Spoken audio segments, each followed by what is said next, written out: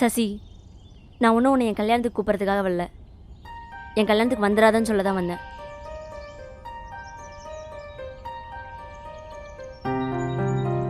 ஏன்? இல்லை சசி, நீ வர வேண்டாம். நான் என்ன தப்பு பண்ண அருணி? நான் ஏன் வரக்கூடாது? சொன்னா புரிஞ்சுக்கோ சசி, நீ வர வேண்டாம்.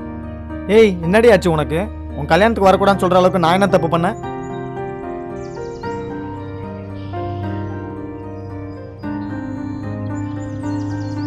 அருணி, உங்ககிட்ட தான் கேட்குறேன், ஏதாவது சொல்லு.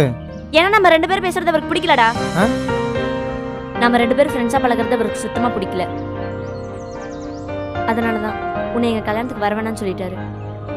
அதை சொல்லிட்டு போலான்னு தான் வந்தேன். அது மட்டும் இல்லாமல் நம்ம இனிமேல் பேசிக்க வேண்டாம்.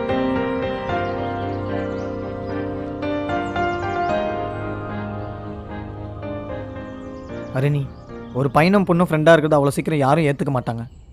நாம் தான் சொல்லி புரிய வைக்கணும். இதோ பார் சசி, என்னால் அவர் பேச்சு மீற முடியாது. அவர் என்ன சொல்கிறாரோ அதுதான்.